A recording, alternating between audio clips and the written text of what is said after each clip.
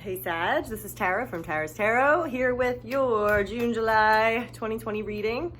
I have 3 different decks I'm going to use. I'm going to pull a few from each, and we're going to put that all together. I also offer private readings. If you are interested and this resonates with you, you can book below or you can email me at tara@tarastarot.com.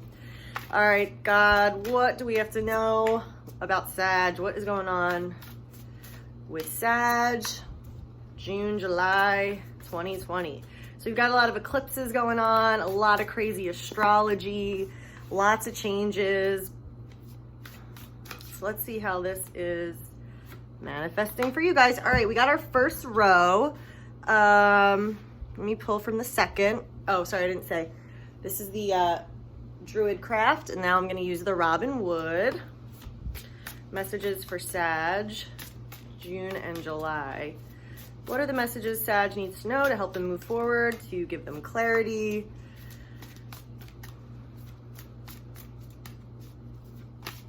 June, July. Ooh, a lot flipped over. Hold on. June, July for Sag. What's going on for Sagittarius? Sagittarius. June, July.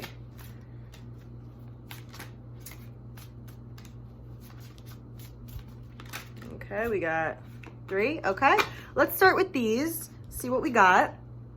All right, so our first card is the 6 of Pentacles. We've got the Queen of Swords, the Moon, 8 of Swords, and the High Priest. Okay, interesting. All right. Next row, we've got the 3 of Wands. We've got the 10 of Swords. We've got the 2 of Pentacles. All right, I'm gonna pull 3 from the Lenormand. It's like the fairy tale Lenormand deck. Show us what's gonna progress for Sagittarius, June through July. What is the progression of events or energy for Sag? Okay, we have got Fox, Whip, and Ring. Okay, now this might not apply to you, to every Sagittarius, but for those this is meant for, I'm gonna deliver the message. And there might be some things in here that do apply, but certain things that don't, so go with your intuition on what resonates. Okay, so let me just take a look at these real quick.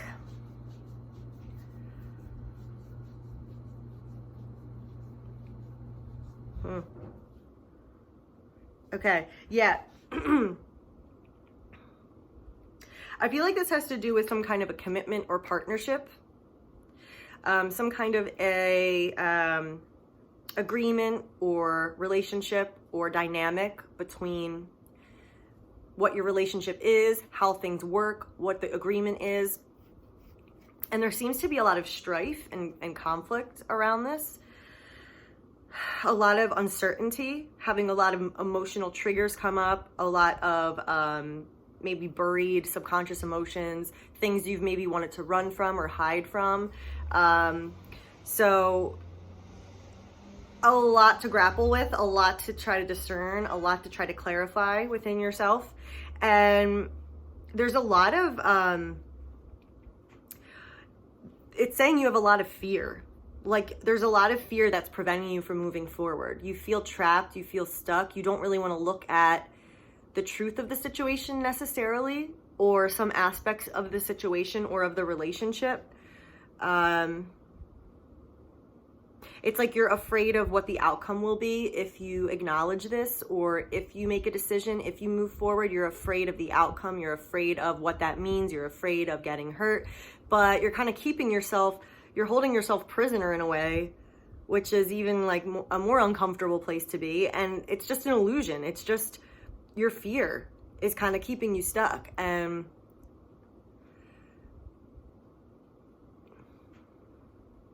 there's something that you need to clarify and you need to discern and you need to get to the bottom of, and you need to look at it logically and not necessarily be too emotional. You know, with this moon energy, especially with the eclipses right now, and this is Venus retrograde, you know, there is a need to kind of detach yourself for everybody and step back and allow these kind of crazy emotions and upheavals and changes and shifts and fears and all that kind of stuff to kind of just come out and purge itself.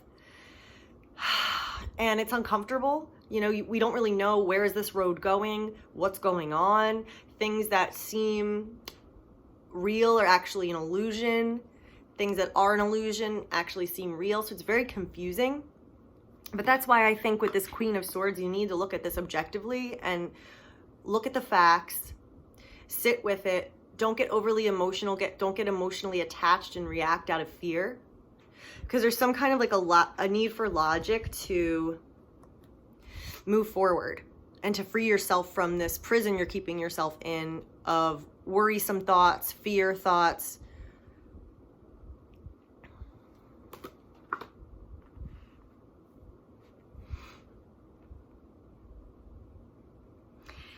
Yeah, something's coming to an end with the Ten of Swords here. So I don't know if for some of you, your relationship's coming to an end. Maybe you're afraid to look at this. Maybe you're in denial about this. Maybe there are things going on that are coming to the surface that you can't ignore anymore. But you're reaching the end of a cycle with this. And it's like you're afraid to look at it. You're afraid to acknowledge it. But staying in that place is not healthy, and it's kind of more torturous than the actual outcome of what's going to happen. And with this Ten of Swords, this is, you know, reaching that end of this negative storyline, this cycle that keeps repeating, that gives you the same results. And it's saying, okay, it's the time to reach the end of this road. Like, we're done here. Nothing good is going to come out of this anymore. Like, how many swords do you need in your back before you decide to put this story down and walk away? And see how there's a dawn, there's a sunrise.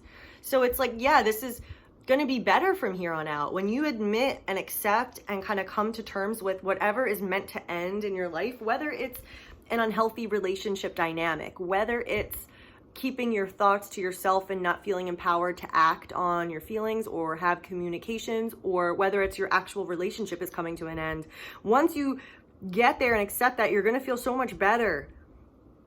But right now it's like, oof, confusing, stressful, fearful, anxious. Whoa. And that makes sense with what we're going through right now with the astrology.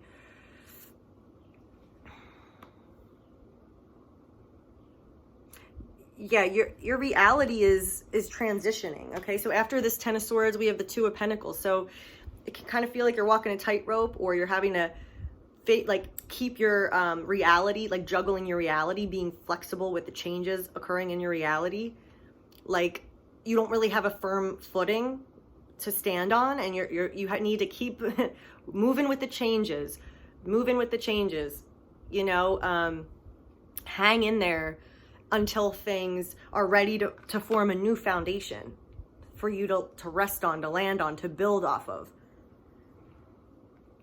But there is positive energy coming in. We've got this Three of Wands. So your ships are coming in. There's some kind of energy coming back to you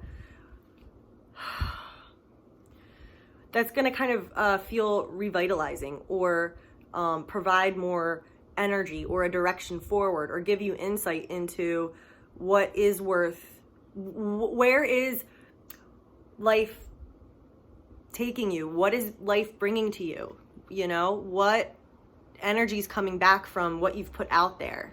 You can you're seeing, you're able to see some kind of result, or some kind of direction, or some kind of energy growth.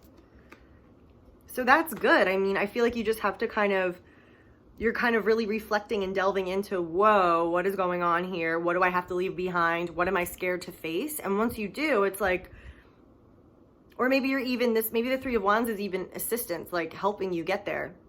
But you're moving to another place with this Two of Pentacles. And the other reason, okay, so I feel like this is about a relationship, because we've got the Fox on the Lenormand cards, we've got the Whip, and we got the Ring.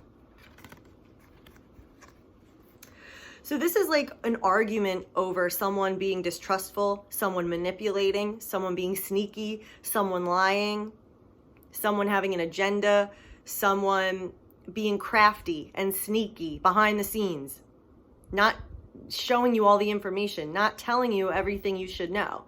And there's some kind of a conflict or abusive dynamic or argument or blow up that happens about ring, commitment,